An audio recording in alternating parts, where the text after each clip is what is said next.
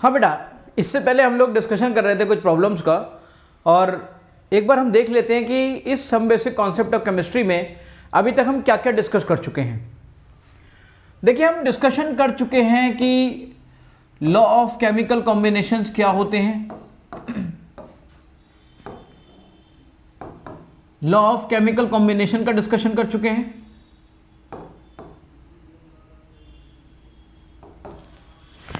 इसके अलावा हम एटॉमिक वेट का डिस्कशन कर चुके हैं, एटॉमिक वेट का डिस्कशन कर चुके हैं।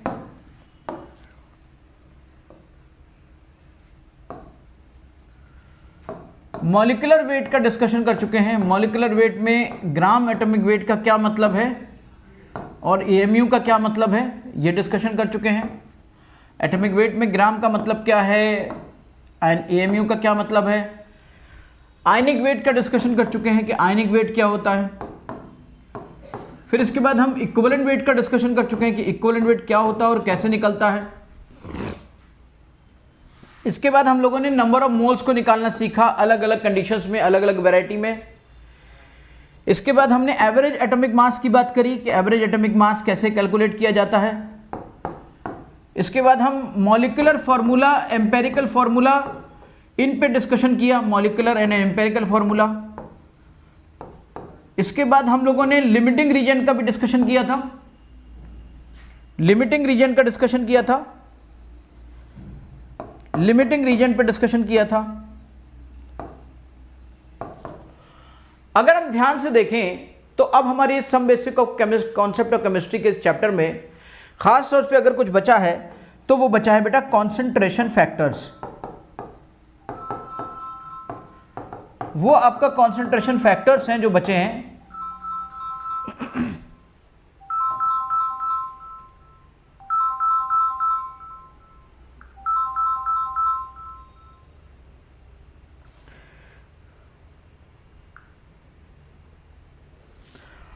कॉन्सेंट्रेशन फैक्टर्स हैं जो बचे हैं। बाकी ऑलमोस्ट क्या सभी चीजें हम some basic concept of chemistry में डिस्कशन कर चुके हैं।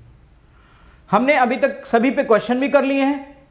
सिर्फ क्वेश्चन बचा है एक, तो लिमिटिंग रीजन पे क्वेश्चन बचे हैं, इक्विवेलेंट वेट पे निकालने पे, कैलकुलेशन ऑफ इक्विवेलेंट वेट पे क्वेश्चन है, और कॉन्सेंट्रेशन फैक्टर का हम डिस्कशन करने जा रहे हैं। तो लेट्स स्टार्ट कॉन्सेंट्रेशन फैक्टर, और फिर इनसे सबसे मिलते हुए क्वेश्चंस का हम लोग डिस्कशन करेंगे। तो एक बहुत ही अच्छा मेजर फैक्टर है, मेजर चीज़ है ये कॉन्सेंट्रेशन फैक्टर, और इसकी मदद से हम आगे की पूरी केमिस्ट्री, ये पूरे कॉन्सेंट्रेशन फैक्टर आपके सॉल्यूशन में यूज़ होंगे।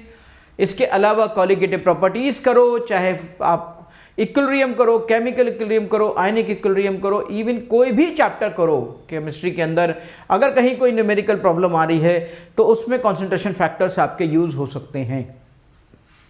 कॉन्सेंट्रेशन फैक्टर्स का डिस्कशन करते हैं कि आखिर ये कॉन्सेंट्रेशन फैक्टर्स होते क्या हैं, इतना ज़्यादा इनका महत्व क्यों है, इतना ज़्यादा इनका यू नो दैट इम्पोर्टेंस क्यों है, why are they are so important for the chemistry, for the physical chemistry, and whatever the numerical problems even occurred in organic or inorganic, it is generally used. Concentration factors में first of all there are so many concentration factor, means such factors which are representing concentration, C. What are the factors? Number one, it may be molarity.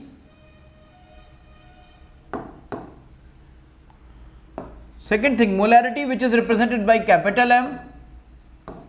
Second thing is formality, which is represented by capital F. Third is normality, represented by capital N. Fourth is molality, represented by small m. 5-1 is mole fraction,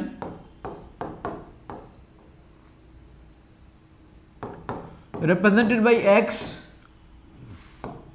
6 is strength, normal strength, represented by S gram per liter. Seventh is percentage strength,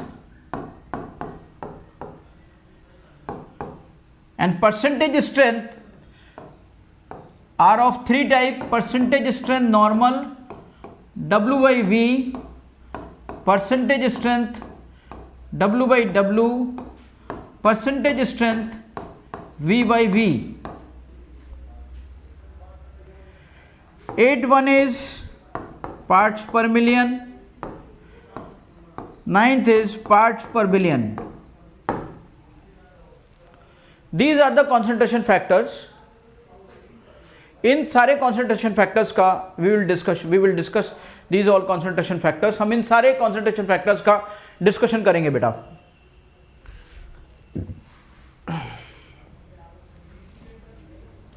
एक बार देख लीजिए फिर से. Molarity, formality, normality, molality, mole fraction, strength, percentage strength, ppm, PPB. अब सवाल उठता है in concentration factors को हम दो तरीके से डिवाइड कर सकते हैं. एक तो टेम्परेचर डिपेंडेंट फैक्टर्स और एक temperature independent factors. Temperature dependent factors कौन कौन से होते हैं और टेम्परेचर इंडिपेंडेंट फैक्टर्स कौन कौन से होते हैं? Let's discuss it.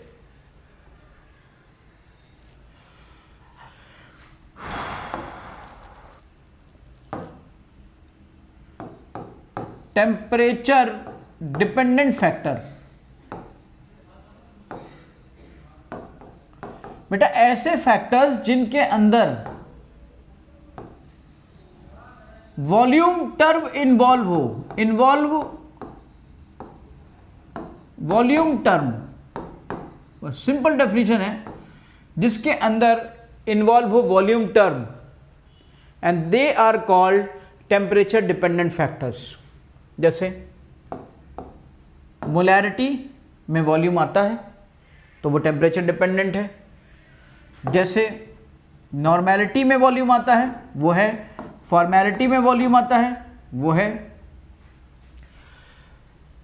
मोलैलिटी में वॉल्यूम नहीं आता है तो वो टेम्परेचर इंडिपेंडेंट फैक्टर है. Temperature independent of temperature, independent of temperature. Independent of temperature में जैसे मोलैलिटी, मोल फ्रैक्शन में वॉल्यूम नहीं आता है तो mole fraction. Percentage strength W by W में वॉल्यूम नहीं आता है तो वो भी इंडिपेंडेंट हो गया. ppm W बाई W में आता है वो भी इंडिपेंडेंट हो गया. And percentage strength W by V तो वो डिपेंडेंट हो गया. नॉर्मल स्ट्रेंथ ग्राम पर लीटर वो भी डिपेंडेंट हो गया. सिंपल सा एक कॉन्सेप्ट है कि जिस कॉन्सेंट्रेशन फैक्टर में वॉल्यूम का टर्म आ जाए वो टेम्परेचर डिपेंडेंट है. Because we know that very well that delta V is equal to V not gamma delta T. Means जो टेम्परेचर का वेरिएशन है वो होता है टेम्परेचर डिफरेंस के साथ, यानी volume is directly proportional to temperature. तो volume directly proportional to temperature होता है. Wherever the term volume comes, that factor will become temperature dependent factor.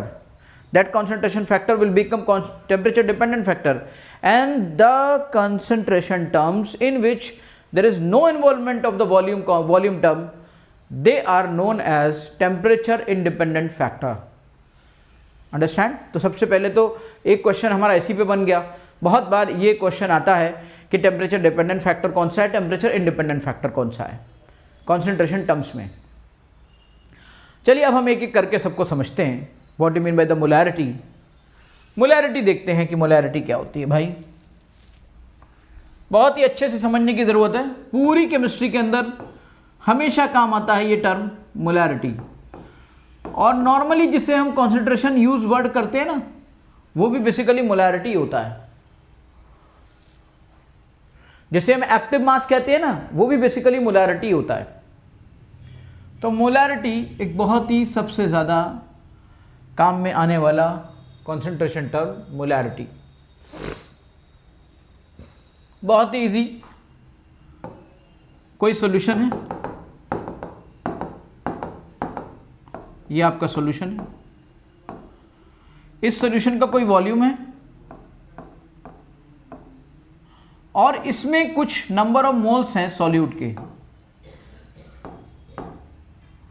तो मोलैरिटी कहती है कि number of moles of the solute present in 1 litre of solution, यानी volume of solution. It means here, from here we can define the definition, we can define this molarity, number of moles present in 1 litre of solution is called molarity. और यहां से जो formula हमारा बना वो ये बना। ध्यान से देखो तो हमें एक चीज यहीं से मिल गई कि m into V, number of moles की एक नई डेफिनेशन मिल गई। Number of moles of solute हमारे m इंटू वी के बराबर होते हैं।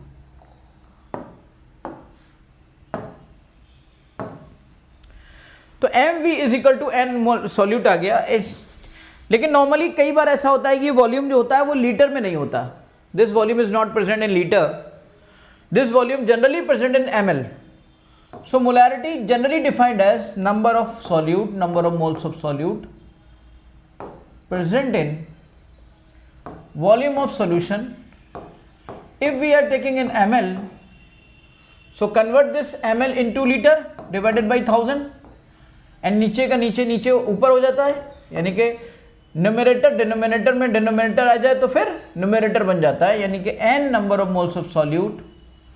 तो इस तरह से ये आपकी डेफिनेशन ऐसी बनी, volume of solution in ml and this is multiply with 1000, this is molarity. ध्यान से देखिए आप कि m इंटू वी, अगर ये वॉल्यूम ऑफ सॉल्यूशन है और ये वॉल्यूम ऑफ सॉल्यूशन अगर आपका ml में ले लिया जाए, so that will be is equal to number of moles of solute into 1000, and if moles are multiplied with 1000 so it will become millimoles, number of millimoles।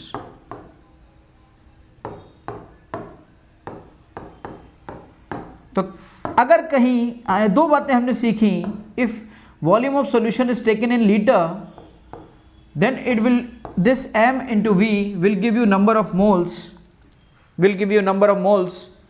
If this volume is taken in ml, this will be given you number of millimoles of solute।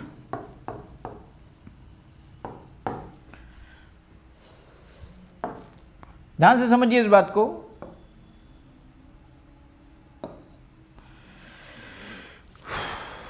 तो हमने समझा कि भाई मोल m और v का multiplication किन terms में हमें नंबर ऑफ मोल्स देता है, और m और v का मल्टीप्लिकेशन किन रीजन से हमें नंबर ऑफ मिलीमोल्स देता है। If we are taking volume in litre, that this multiplication will give you number of moles of solute, and if this volume is taken in ml, this multiplication of m and v will give you number of millimoles। Understand? I think it will be very clear. Okay.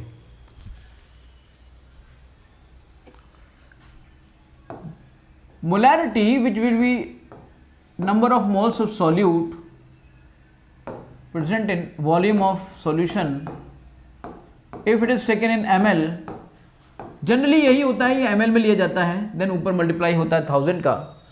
Number of moles of solute, number of moles of solute को हमने so many terms में calculate किया है। कहीं wait दिया गया तो molecular weight से डिवाइड कर देंगे, कहीं नंबर ऑफ मोल्स होगा, नंबर ऑफ पार्टिकल्स होंगे तो n0 से डिवाइड कर देंगे, कहीं वॉल्यूम ऑफ द गैस होगा तो v मोलर वॉल्यूम से डिवाइड कर देंगे। So many things we have discussed earlier कि नंबर ऑफ मोल्स जिन जिन टर्म्स में भी निकाला जा सकता है, according to the condition we can put that. If weight of substance is given,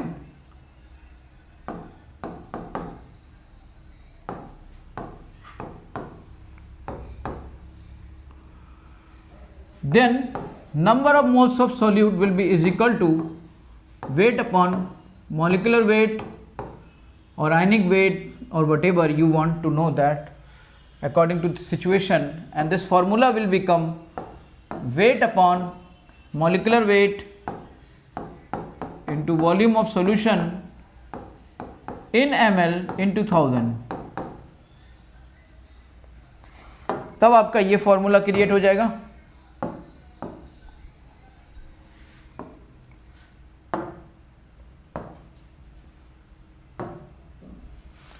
case 1, case 2, हो सकता है वहां पर सब्सटेंस का वेट ना दिया जाए, हो सकता है वहां पे सब्सटेंस के नंबर ऑफ पार्टिकल्स दिए जाएं। If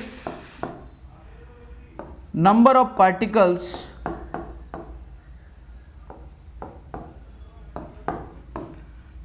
of substance are given, then n will be is equal to n upon n naught or Avogadro number. So simply this molarity will become n upon Na into 1000 upon volume of solution in ml। Means molarity का नया formula develop हो गया। ये आपको बहुत कम लोग बताते होंगे। Volume of solution in ml into 1000।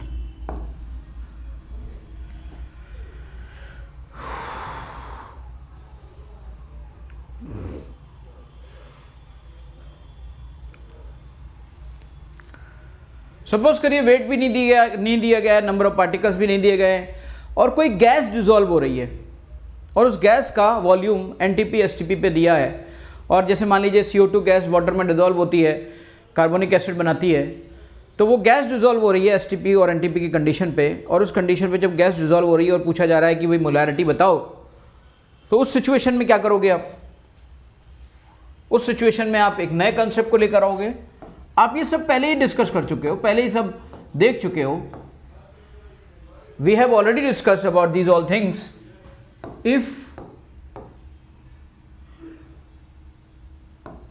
Volume of gas is given eight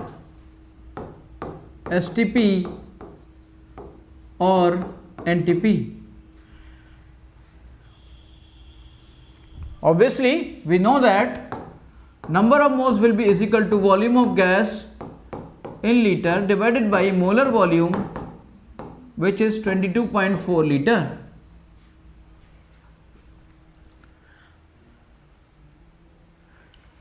So by this, if we are getting molarity formula, it will convert into, in place of number of particles, number of moles, we can write down volume of the gas divided by 22.4 liter divided by volume of solution in ml into 1000. So it will be like this: volume of gas in liter divided by molar volume. This is molar volume na, so molar volume into volume of solution in ml। ये case है अगर if any gas is dissolved in the solvent and gas is a solute, understand, and dissolve in solvent, follow Henry's law, will discuss in chapter of solution and colligative properties. तो ये वाला भी हो सकता है, ये कंडीशन भी हो सकती है बेटा। कंडीशन बहुत सारी हो सकती हैं, हमने एक एक करके सब डिस्कशन करना है।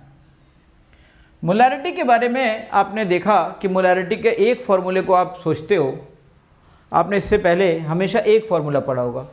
नॉर्मली ये फार्मूला कॉमन होता है, ये सबको पढ़ाया जाता है, बस इसके अलावा ये एडिशनल फार्मूले एडिशनल कंडीशन में यूज़ होते हैं। जनरली वही कंडीशन यूज़ होती है और इसलिए हम उसका नॉर्मली यूज़ करते हैं, बट अकॉर्डिंग टू कंडीशन ये चीज़ें भी यूज़ होती हैं। तो हर चीज़ को हमें अपने जहन में रखना है ताकि हम उनको एज पर रिक्वायरमेंट यूज़ कर पाए। तो बेटा वॉल्यूम के बारे में, मोलैरिटी के बारे में हमने ये बातें समझी। मोलैरिटी को लेकर अगर कुछ क्वेश्चंस का डिस्कशन, छोटे छोटे क्वेश्चंस का किया जाए, तो क्या हो सकता है यहाँ पर, किस तरीके से ये चीज़ें हो सकती हैं? लेट्स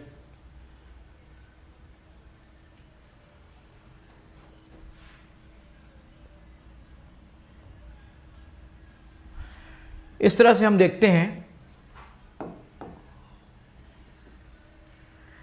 कुछ और भी देखते हैं, कुछ और टर्म देखते हैं पहले मोलैरिटी के। मोलैरिटी को if we say molarity and temperature, let's see the temperature dependency. Temperature पर मोलैरिटी कैसे डिपेंड करती है? Obviously molarity and temperature are inversely related. Molarity and temperature are inversely related and make a graph of molarity and temperature is a rectangular hyperbola, and molarity depends on that. Because why this relation comes? Because molarity is basically is equal to n upon v, and v is directly proportional to temperature, so obviously m is inversely proportional to temperature. So this relation comes from here.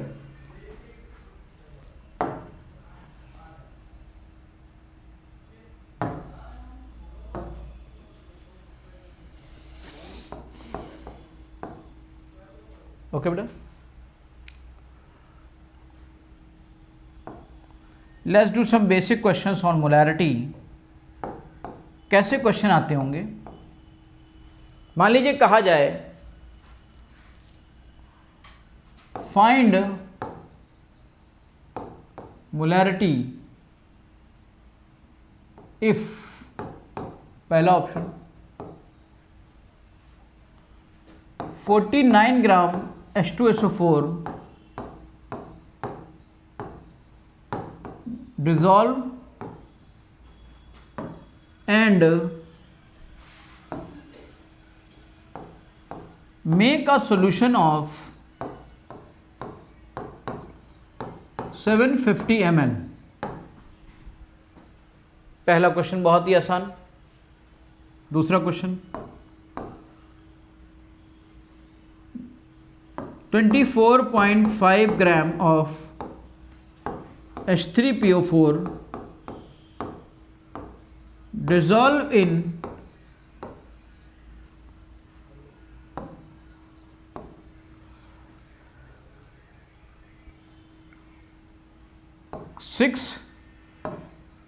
95.5 gram of water and make a solution of density 1.2 gram per ml. Let's do two questions. दो questions को हम यहाँ पे पहले करते हैं।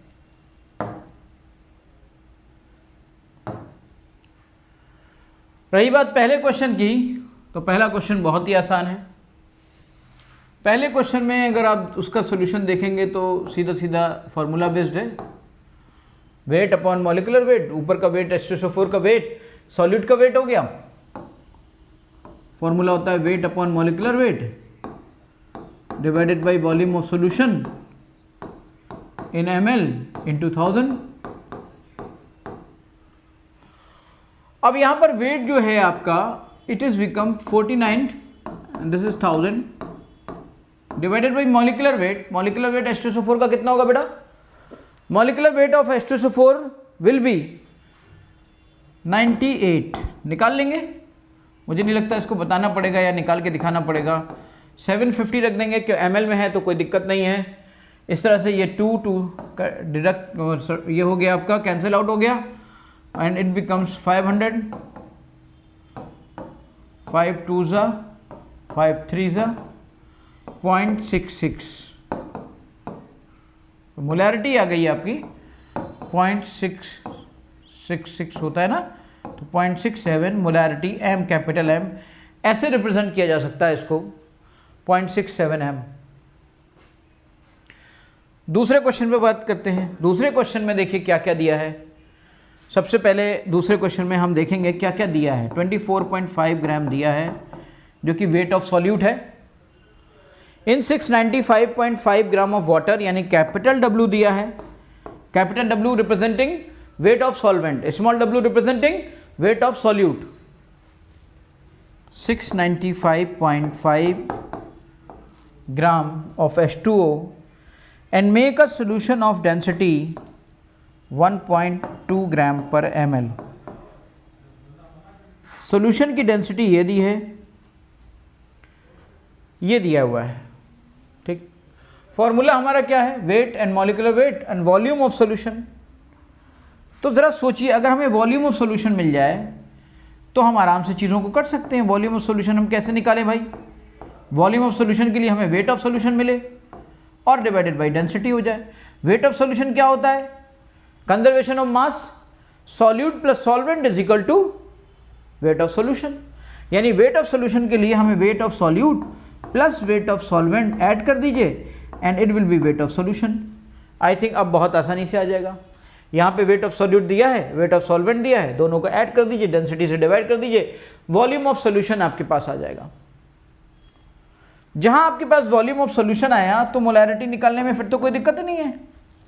फिर तो क्या है, यही फॉर्मूला लगाना है। वेट कितना है? वेट है 24.5 ग्राम, 24.5 ग्राम। मॉलिक्यूलर वेट कितना है? आप निकालोगे 98 आएगा। और ये देखिए 24.5 प्लस 695.5 डिवाइडेड बाई 1.2, ये वॉल्यूम ऑफ सॉल्यूशन हो गया। और ये वॉल्यूम ऑफ सॉल्यूशन किस में आएगा? ml में। तो 1000 से मल्टीप्लाई कर दिया। इस पूरे मल्टीप्लिकेशन को आप कर लेंगे तो सॉल्यूशन आपके पास होगा। कि इसका क्या रिजल्ट आता है, इसमें क्या वैल्यू आती है, इसमें आपको कुछ सोचने समझने की ज़रूरत ज़्यादा नहीं पड़ेगी बेटा। ओके, चलिए